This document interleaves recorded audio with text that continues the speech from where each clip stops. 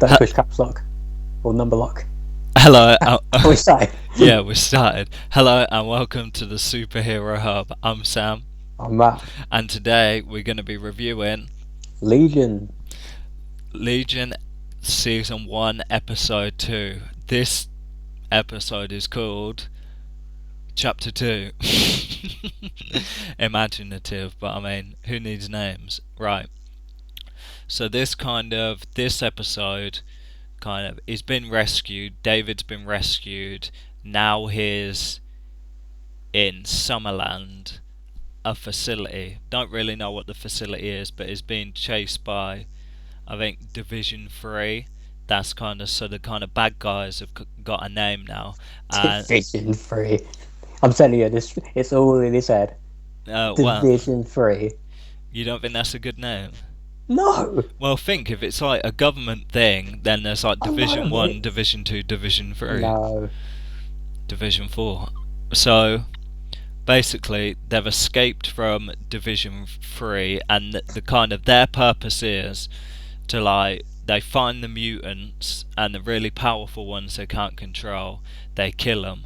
So, yeah, so I mean, if we go back, they were kind of alerted. Well, it was kind of why they're kind of showing up now. They were alerted because when David smooched Sid and they swapped places, that kind of her release becoming into his body, she released some power from him, and that alerted everyone to where they were.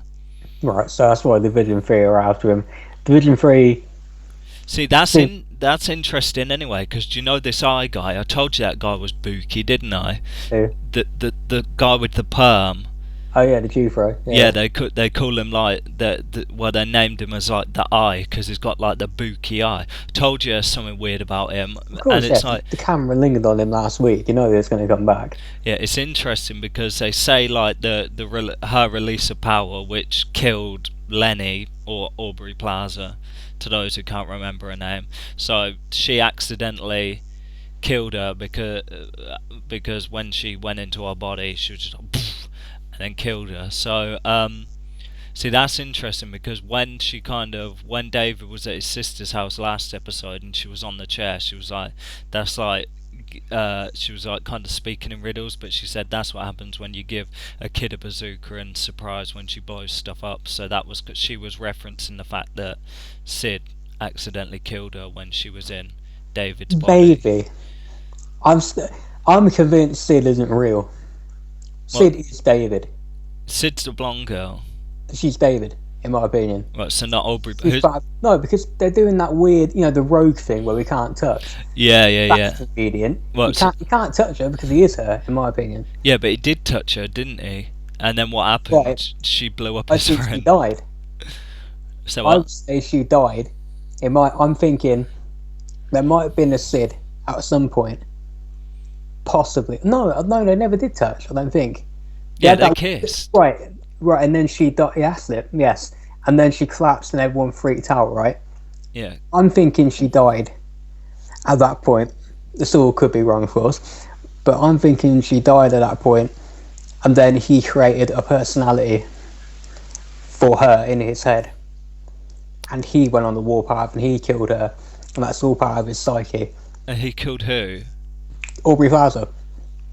Why would he do that? By accident. He's mental. He can't control what he's doing. Yeah, but he kind of can though, because you think, why wouldn't he have done it before? Why wouldn't he have killed tons of people before? I think he's trying to group. I think that's the show. I think it's him trying to put his psyche together. As far as what I find confusing is who's real and who isn't. I do think Division 3 probably are real, even though the name's lame. I think they're kind of like the TV version of Stryker in the movies. I think it's kind of the same thing. So he's in therapy with the lady we saw from last week, right? Well, you say therapy, but it's kind of like it's like training camp. Really, he's learning to control his powers. Mm-hmm. So she's kind of like Professor Xavier. Yeah, well, you could look at the kind of whole facility as kind of being an ode to Xavier's School for Gifted Children. because there's like they sit down and then she's kind of explains to him that like obviously he's not crazy, he's just got a ton of powers and he can't really control them. So for some reason they kind of you got the other guy, the memory bank guy, who's like, oh, we'll do what do they call it, memory time or something like that. To yeah, I'm just gonna call it memory time. So they go back in his head to like his childhood, which Yeah. I don't really know why that's going to help him kind of control his powers, but I think their point is they're going back to the time where he kind of first developed them. Yeah, mutants that some mutants aren't born with the, well, I suppose they are born with the Yep. gene, but their powers don't come out until a certain point. So I guess the idea was to try and find when it happened. So you kind of see this is trippy as well because one of the memories they went back to, I mean, yeah, they had like a thing in the field with his sister, but that didn't really mean anything. But you had the little kid in the bed and they were talking about his dad, and you never see the dad's face. He's kind of like darkened out and is reading The Angriest Boy in the World, and it's like this really weird book. So this kid's about what, 4 years old in bed, and then like the dad, which you don't see, is like reading this really booky book to him, like about killing people and stuff like that, and it kind of starts, the little kid starts to panic, and it kind of, so I'm thinking you've got to think that, well, they're not his parents, he's been adopted. Yeah, or at least it's not his dad. Yeah. So I'm like, is that kid is he getting abused then? Is David being abused by that guy, or is that just some weird trippy thing? Yeah, we talked. I forget which review we were doing, but we talked not too long about an unreliable narrator, which is basically what David is. He's so crazy. We don't know what's real and what isn't. So, was he being abused? Maybe you can take it as that. Maybe there never was a dad. Maybe he wanted it, and there was no one. Maybe he had a stepdad though. Maybe it's all real. Who knows? Because he talks later on about another memory of his dad, about the stars, right? Yeah. And how he could hear what they were saying, and that didn't seem horrible. So, is he remembering two different things? It's so confusing. I have no idea. But I don't think. What I will say is, like we talked about last week, I don't think they're going to bring the X-Men in too heavily. But I don't think you just drop the Xavier being his dad thing either. I think it's too good of a hook. So I do think Professor Xavier probably is still his dad. So whoever this is, I don't think it's Professor Xavier. Right. See, it's interesting because but could Professor Xavier have like put his mind into another person's body, like he did in the third film? Oh, don't bring that up. Could it That be? never happened. Could it be one of them things? See, the problem is that it's pretty hard to discern. So for all kind of intents and purposes, you got this kind of dad that you kind of don't see, just a father figure reading booky stories to him at night, getting him all scared, and then obviously is interesting because the second time he's talking about his dad, when he's talking about talking to the stars, I was expecting like a reference to like cosmic energy or whatever, something like that. Like, oh, I was talking to the Silver Surfer or Galactus or something. But I think I was stretching there. But it's interesting because when he started talking about that, like the door started creaking open, and you got to figure like someone was like trying to shut him up, like distract him, so he stopped talking about it because he kind of cut off straight after that. Another thing kind of owed to that is when is like in another see, the thing is they jumble the timelines around because you've got he is at therapy. You've got to think this is like before everything else. Is in therapy with a guy and is sitting there and is talking about stuff. So because when they're in Summerland, they talk about the incident where he blows up the kitchen, where he's having issues with his girlfriend. Now they're saying that was 6 years ago, so you got to figure he's in therapy 6 years ago with this guy, and he's talking about his girlfriend and his issues and stuff. And it's weird because while he's in there, he's talking to the guy. You got the tape recorder, which is obviously recording what they're talking about in the therapy meeting, like putting it on tape or anything for reference. So they're sitting there, they're talking there, and it's weird because like the tape recorder's kind of playing back what it's saying like in the moment as well. So it's like a kind of double feed, double take thingy. It's like really weird. So I think that was like, for some reason I thought they were focusing on that a lot, because when he was talking, when he stopped talking, you had like the tape player like play it back in that second, which I don't really think tape players do. So that's why that kind of confused me, why they were kind of focusing on that. So he kind of is talking about his girlfriend and stuff like that, mundane things. Then he leaves, and then he finds Aubrey Plaza, who's wheeling around a cooker. Right. See, so they knew each other before. Yeah, that's what I mean. That's why it's spooky. Like, it's interesting that they're kind of hinting that they knew each other before, and they just happened to get sent to the same like mental facility. I'm not So even sure. I can't claim to have knowledge of this, and admittedly, also it's just a TV show. But it's not even a thing. If there were two kind of nutjob people and they knew each other, would they put them in the same therapy group? I think you wouldn't, would you? I really don't know. Neither do I. That's a question. I don't know. I don't know who's going to answer that question for us, but I I don't think you would. It'll probably at some point in the future it'll show how both of them end up in the mental facility, if Unless Aubrey Plaza's real. are they really? That's what I'm going to say. Are they really messing with the timelines? And she's already died at this point, or that couldn't have happened, could No, it? because it was 6 years before. 6 years before then. And they Before broke him out, and now. So she isn't real either.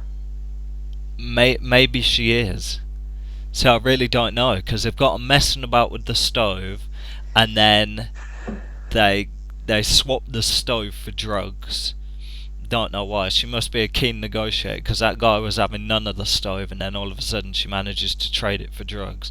So they get back, kind of put it in that weird frog, and then they're like getting high or whatever off it, and then they're kind of like monging about on the floor, and then he looks to her, and she's like the yellow person, the guy with the yellow eyes for a flash, like a second.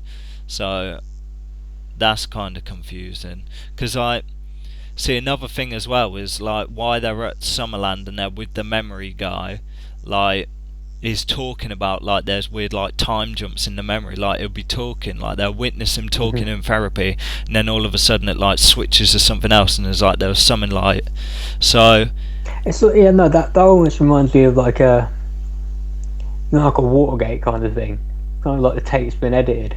mm, It's like someone's either him or someone else is messing with his head and removing things he shouldn't be talking about. yeah, it's kind of weird because do you know like do you know I mean we'll call back to X-Men 3 again, but I mean it's kind of relevant. Do you know like with Phoenix how like Charles Xavier put like mental blocks in her head so like the Phoenix couldn't get out? Yeah, Do you think there's something like going on like that, like maybe, and mental maybe Xavier did it. yeah, maybe mental things have been put in his head, so like because you got to think like Charles is a smart guy, you got to think like, one, is he aware of this kid? And if he is aware of this kid, it's been given away in care. Maybe he does that as like a thing, like, oh, you'll be safe there from whoever. But then maybe he's got to know that this kid's going to develop powers. I mean, he's probably checked and realised he's got the mutant gene in him. So is he going to figure, oh, he's probably going to have abilities like mine? So he puts the kind of mental blocks in. Maybe who knows what he's done as well? Maybe it's not just about protecting David as well; it's about protecting other people. He's a that's what he did. What he did with the Phoenix in that movie, she was dangerous, and he's dangerous as well. And who knows what he's done? What's happened to his mother? She could have died of old age, but maybe he killed her by accident. Yeah, but you'd think the sister would have brought something like that up as well. I mean, but there hasn't really Maybe been. not if she knows it's a trigger. How much does she know him? Yeah, Does she even know herself? because I mean, looking if we kind of stretch off again and go to like another kind of Fox X-Men thing, like Deadpool, how they're saying about his powers, and like you've got the mutant gene, it's just a matter of triggering them, so they kind of put him through all the stress, and then obviously realise he gets his abilities. Now, you got to figure that something traumatic went on in his life, that kind of trick. I mean, the way his abilities are and the way he is, you got to figure something kind of kicked off, which is what activated his abilities in the first place. So I don't know, maybe he killed his mum or something like that by accident, or maybe like with this weird like abuse thing, maybe something happened with the dad or something like that. That they're kind of hinting at. Maybe as we're discussing with the mental barriers and stuff like that, maybe subliminally he's put them on himself. Right, because right now he's almost like a living, breathing cerebro. It's his power. If he can, if he's as powerful as he seems, he could be connected to everybody. Mhm. He could kill him. Mhm. So, what do you do with that? You probably lock him away for good, and not just lock him in a building. You lock him inside his own mind. And right now, I think he's finding his way out of that. He's unlocking the blocks, and maybe that's not a good thing. No. So I like the memory guy. Yeah, he's got a cool power as well. I like the thing about him remembering being born. Mm-hmm. I think he brought some much needed explanation, even if we still don't understand everything. He kind of contextualized some things we didn't really understand before. He was explaining, or at least attempting to explain what was going on with the dream thing. If he hadn't been there and saying, okay, this is what's happening, this is what we're doing now, I would have been confused as we were last week. This time round, I kind of get it. He is physically taking David back into his mind and showing him these moments, kind of like an Inception kind of thing. And then I like the kind of the playoff thing they have between him and the woman. Him explaining that I can show you this stuff, but she's the one that's going to talk you through it. Yeah. What did you actually think of like the woman in general? I thought she was okay. I do think the guy was a more interesting character, but I'm still sitting there thinking, I don't trust you. Okay. I don't. I probably agree, because she's like the seniority, you know what I mean? So if anything's kind of popping off, it's got to kind of be related to her. I mean, for a while I was kind of, do you know, the MRI scenes and stuff like that? For a kind of moment there, I was confused about that, where that was taking place, and then obviously I was sitting there thinking, is this in the past? Has this happened elsewhere? Is he elsewhere? And then obviously, kind of really, literally at the end, because you see the yellow guy again, like trying to get his feet in that while he's in the machine. So he kind of freaks out there, and then I mean, it's interesting because like they mentioned telekinesis and stuff like that, but you got a figure that is literally like teleported, like the machine from like where it is to outside. Because I mean, to move it telekinetically, you got to bash through about 20 walls. So you got to figure that's like a real strong form of telekinesis. You also as well kind of he starts to kind of get a grip a little bit on his psychic abilities as well, because he reads Sid's mind a little bit. Yeah. I mean, I like their relationship. I like their kind of vibe. I like her. I think she's a good character. I guess it's interesting with the not touching and thing. I think they're kind of their relationship, whether she's real or not, is kind of interesting, because it is something like not so physical, because obviously they can't touch. So when they said when they're outside on the swing and she was saying he said to her, oh, this is like a mind romance thing, I think that's like an interesting dynamic to have, as opposed to like completely physical, which is interesting because of his powers as well. It is, but I don't think they're going to redo the Rogue thing for TV. I just don't think she's not real. There's no way she's real. Okay, see, maybe it's like a double bluff with the not touching. Maybe. And again, unless the no touching thing is a part of this is all one big con just to get him to do something. Or maybe they're trying to like get these mental barriers down and like release him to the world as like, yeah, I mean, from how his abilities are in the comic books and what he can do, pretty much anything really, limitless. He's got a hell of a lot of abilities. He could be like a bull in a china shop. Yeah, maybe because, like I was saying earlier, he's so powerful. He's like a bomb. So if they take all the barriers away, who knows what the hell's going to happen? He could rip the world apart. Maybe that's what they're after. Who knows? I don't know why. Because we see later on as well. The sister goes to visit a mental hospital. I guess that's the mental hospital he broke out of. Yeah. In the first episode. So she goes to visit them. Notice the old the Spoolville cameo as well. Yeah. Yeah, with the old sheriff. And then he's there. So he's projecting himself there, right? That was the MRI thing. That's when he disappeared from the MRI. That's when the MRI thing moved, right? Because he kept trying to phase. And then, that's right. Because his brain activity went off. Yeah. And then it got right. So she gets kidnapped at the end. Yeah, by Section 3, by the eye guy. So Yeah. he kind of pops up again and like. So it's as I said earlier with the kind of telekinesis thing, like basically he kind of teleported that thing out. So maybe it was just like a massive like kind of teleportation fest. He blasts the MRI out of the building, and then he kind of like half teleports like through like ethereally, incorporeal, like halfway there, but kind of not solid. But I mean, he's still not in control of his powers, so I don't really know what he can do. So he's kind of looking on and is seeing her at the mental facility, is calling out to her. See, it's interesting as well because like with the memory guy as well, like the guy was like, "Oh, can I talk to him?" Like when they're running through the field, it's like, "Oh, can I actually talk to him?" And it was like, "You can, but it'd like mess the memory up." So it's like maybe it was kind of like something like that. I don't know, but he kind of spoke to her and she kind of heard him, but I don't know whether she could see him or not. Then she gets taken off. And then, I mean, he thinks it's real enough to kind of be like, okay, I'm gonna go and save her wherever she is.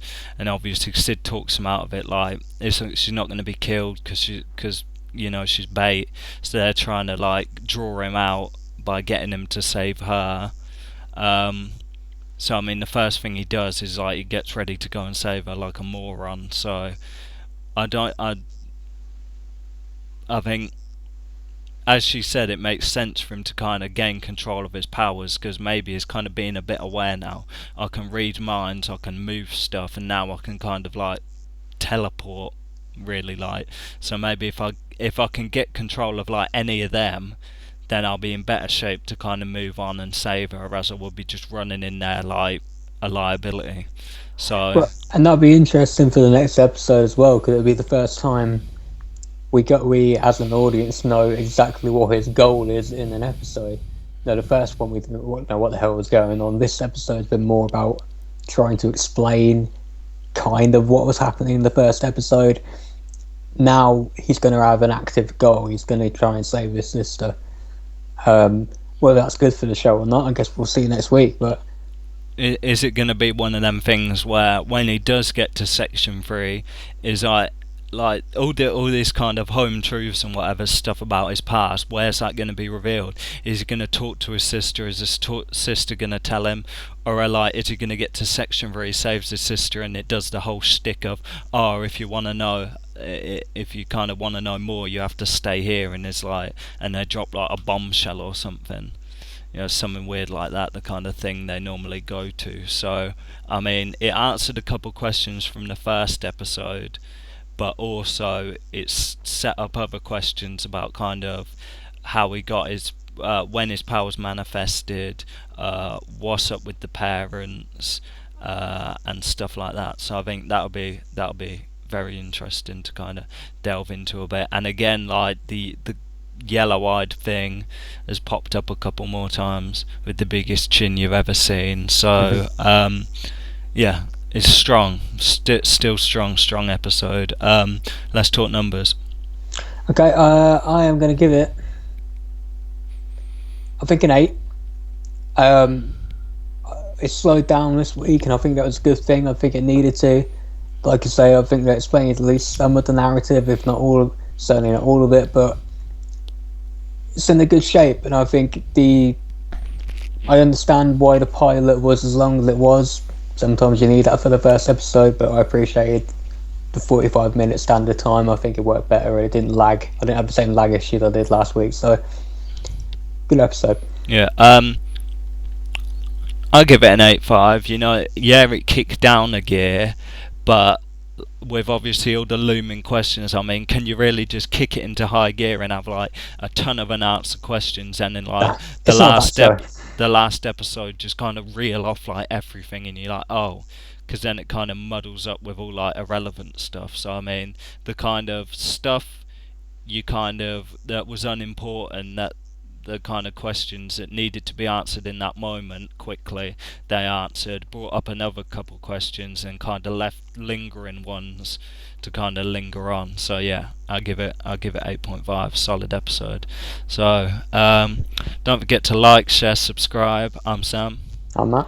and this has been the Superhero Hub.